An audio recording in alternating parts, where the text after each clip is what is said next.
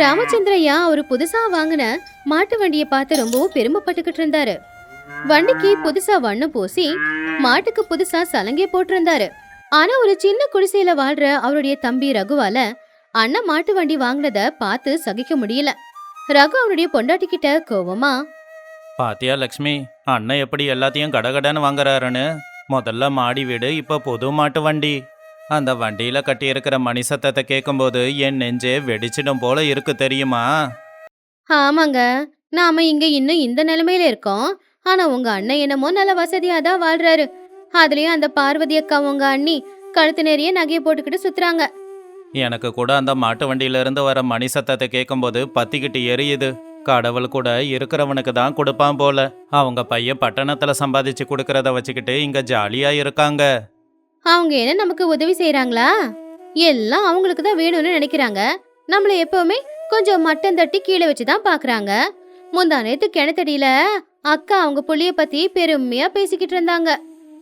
நாளைக்கு பாரு, அந்த வண்டியில ஊரே ஏறி போகும். நம்மள எல்லாரும் கேவலமா பார்ப்பாங்க. எனக்கு என்ன செய்யறதுனே தெரியல லக்ஷ்மி. பேசாம ஊரை விட்டு போயிடலாமா? ஆ, நாம எதுக்கு போகணும்?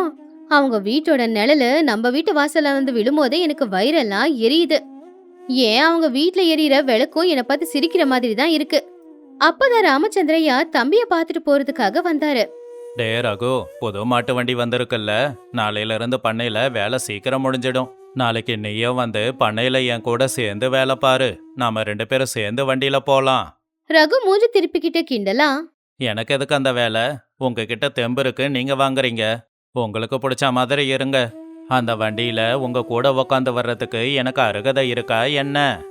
என்னாச்சுடா உனக்கு? நமக்குள்ள எதுக்கு பிரச்சனை? நாம ஒரே தாய்க்கு பிறந்தவங்க. நமக்குள்ள எதுக்காக இந்த வேறுபாடு? பண்ணையும் வண்டியும் நம்மோடது தானே. நம்மோடது இல்லைன்னு உங்களோடது. உங்க பேர்ல தான் மாடி வீடு, உங்க பேர்ல தான் மாட்டு வண்டி. என் பேர்ல என்ன இருக்கு? சொல்ல போனா நான் இங்க ஒரு வேலைக்காரனா தானே இருக்கேன். ஒரு முழுக்க உங்களை பாராட்டும் போது எனக்கு பிடிக்கல, கோவம் தான் வருது. உங்க அளவுக்கு என்னால வளர முடியலையே. தம்பி, பொறாம உன் கண்ணை மறைக்குது. நான் கஷ்டப்பட்டு முன்னேறத பார்க்கும்போது நீ பொறாமப்படுற. இதால உனக்கு நிம்மதியா தூக்கம் வருமா? அடுத்தவங்க நல்லா இருக்கணும்னு நினைச்சாதான் நமக்கு முதல்ல நல்லது நடக்கும். எனக்கு நிம்மதியும் இல்லை, ஒன்றும் இல்லை. என் கண்ணு முன்னாடி நீங்க இப்படி சுத்தி வர்றத பார்க்கும்போது எனக்கு தூக்கம் வரல. நீங்க செய்யற ஒவ்வொரு காரியமும் என்ன மட்டமாக்குது. இத்தோட முடிச்சுக்கலாம். உங்க வழி அது, என் வழி இது. என்னை இனி தொந்தரவு பண்ணாதீங்க. ரகு கோவமா தோட்டத்துக்கு போனா. அங்க ஒரு மரத்துக்கு கீழே தாத்தா உட்காந்துக்கிட்டு இருந்தாரு. என்ன ரகு, முகம் சரியில்லையே. உங்க வீட்டுல புதுசா வண்டி வாங்கியிருக்கீங்கன்னு எல்லாரும் சொல்றாங்க. அது அவரோட பெருமைக்காக வாங்கியிருக்காரு தாத்தா.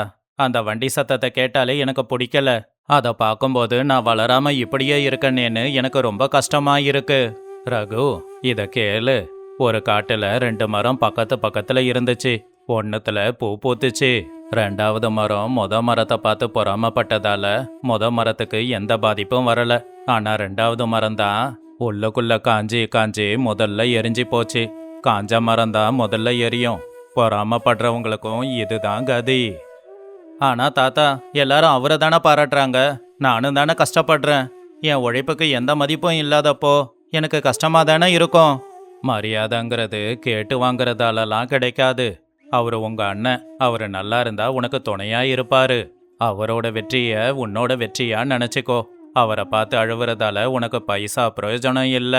இது உன்னோட வளர்ச்சியை நிறுத்துறது மட்டும் இல்லாம உன் பையனும் உன்ன மாதிரி தான் வளருவான். அடுத்து உன்னோட பையனும் உன்னை பார்த்து கத்துக்கிறதுக்கு முன்னாடி பொறாமங்கிற தீய உள்ள இருந்து தூக்கி எறிஞ்சிடு. வாசு பட்டணத்துல இருந்து ஊருக்கு வந்திருந்தான். சீனு கூட தோட்டத்துல உட்காந்துக்கிட்டு இருந்தான். சீனு, உன்னை பத்தி தான் நான் இப்ப யோசிச்சேன். நம்ம கிட்ட புது மாட்டு வண்டியும் நல்ல விதைகளும் இருக்குல்ல. நீ வண்டி ஓட்ட கத்துக்கிட்டா நாம இன்னொருத்தவங்க உதவிய தேட தேவையில்லை. அதோட வயல் வேலை மட்டும் செய்யாம பக்கத்து ஒரு பொருளை கொண்டு வந்தா லாபம் கிடைக்கும். நீ ஒரு முதலாளி ஆகணும்டா. வெறும் பணம் மட்டும் போதாது, உனக்கு ஒரு அடையாளம் வேணும். ஆனா அண்ணா, அப்பா உன் மேல கோவமா இருக்காரு. உன் வீட்டு வாசப்படி கூட மிதிக்க கூடாதுன்னு சொல்லிட்டாரு. அப்பா மனசுல பெரிய கஷ்டம் இருக்கு. எப்ப பார்த்தாலும் உங்க வீட்டை பத்தி தான் பேசுறாரு. ஆனா பொறாம இல்ல. சித்தப்பாவுக்கு இருக்கிறது பொறாம தான் சீனு. அது ஒரு நோய் மாதிரி தான். அது மனுஷங்களை ஒரு வழியாக்கிட்டு தான் போகும். ஆனா நமக்குள்ள அது வரக்கூடாது. நான் அந்த மாட்டு வண்டியை உனக்கு கொடுக்கறேன். அதுல வர வருமானம் உனக்கு தான். அதை வச்சு உனக்கு தேவையானதும் சித்தப்பாவுக்கு தேவையானதையும் வாங்கு. நாம அண்ணன் தம்பிங்க, ஒன்னாதான் நாம இருக்கணும். நாளைக்கு நாம வண்டியில போய் எல்லாருக்கும் அதை சொல்லுவோம். சீனு சந்தோஷமா, நிஜமாவா அண்ணா? மாடுனா எனக்கு ரொம்ப பிடிக்கும். அதை குளிப்பாட்டி அலங்காரம் பண்ணி அந்த வண்டியை ஓட்ட எனக்கு ரொம்ப ஆசை. அப்பா கிட்ட நான் எடுத்து சொல்றேன். நாம சேர்ந்து விவசாயம் பண்ணி இந்த ஊர்ல நல்லபடியா வளரணும். ரகு ஒளிஞ்சு நின்னு இது எல்லாத்தையும் கேட்டுக்கிட்டு இருந்தான். தான் புள்ளைக்காக அண்ணனோட குடும்பம் என்னெல்லாம் செய்யறாங்க அப்படிங்கறத அவன் தெரிஞ்சுக்கிட்டான்.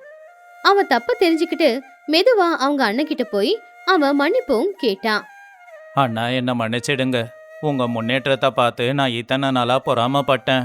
அந்த பொறாமையால என் மன நிம்மதியே போயிடுச்சு. நீங்க வண்டி வாங்கினதை பார்த்து பொறாமப்பட்டனே தவிர என் பிள்ளைய அதில் உட்கார வச்சு பார்க்கணும்னு நான் நினைக்கல. கண்ணு இருந்தோ குருடனா இருந்தேன்னு இப்பதான் தெரியுது. இப்பவாவது புரிஞ்சுக்கிட்டியே. நாம சேர்ந்து இருந்தாதான் நம்ம குடும்பத்துக்கு நல்லது. உன் முகத்துல சந்தோஷம் இருக்கிறது தான் எனக்கு தேவை. நானும் நீயும் சேர்ந்து அந்த வண்டியில பண்ணைக்கு போகணும் அப்படிங்கிறது தான் என்னோட உண்மையான ஆசை. நீ என்னோட உயிர் மாதிரிடா. லக்ஷ்மி, இப்பதான் இந்த வீடு கலகலன்னு இருக்கிற மாதிரி எனக்கு இருக்கு. எத்தனை பேர் இருந்தாலும் ஒருத்தங்க இல்லாம போனாலும் கூட அவங்க இல்லாத இடம் காலியாதான் இருக்கும்.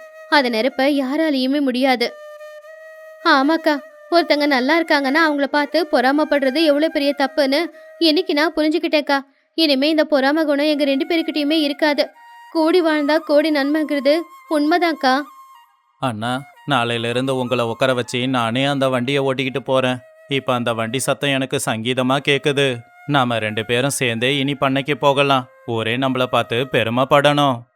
அண்ணா, நானும் உங்களுக்கு துணையா இருக்கேன். நாம வண்டியை நல்லா அலங்காரம் பண்ணலாம். நான் நாளைக்கு காலையிலேயே மாட்டை கூட்டிட்டு போய் குளிக்க வச்சு கூட்டிட்டு வரேன்.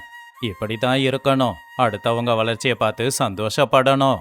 பொறாமப்படாம இருக்கும்போது தான் உண்மையான வெற்றி கிடைக்கும். அண்ணன் தம்பிங்க சேர்ந்து இருந்தாதான் அது குடும்பத்துக்கு நல்லது. பொறாமைங்கிறது மனுஷனோட மனசுக்குள்ள இருந்து அவனையே எரிக்கக்கூடியது. ஒருத்தங்களுடைய வளர்ச்சியை பார்த்து நாம தாங்கிக்க முடியாத அளவுக்கு போறோம் அப்படின்னா நமக்குள்ள பொறாமை அப்படிங்கிற நெருப்பு எரியுதுன்னு அர்த்தம். அவங்க வளர்ச்சியை பார்த்து சந்தோஷப்படலனாலும் பரவாயில்ல, பொறாமப்பட்டு நம்மள நாமே அழிச்சுக்க வேண்டாம் அப்படிங்கிறது தான் இந்த கதை. இந்த கதையில இருக்கிற நீதி என்னன்னா, மத்தவங்களுடைய வளர்ச்சியை பார்த்து முடிஞ்சா சந்தோஷப்படணும், இல்ல அமைதியா போயிடணும். ஆனா பொறாமப்பட்டு அவங்கள கெடுக்கணும்னு நினைச்சு நம்மள நாம கெடுத்துக்கிறது தான் அதிகமா இருக்கும். கூடி வாழ்ந்தா கோடி நண்பங்கிறது பெரியவங்க சொன்ன வாக்கு.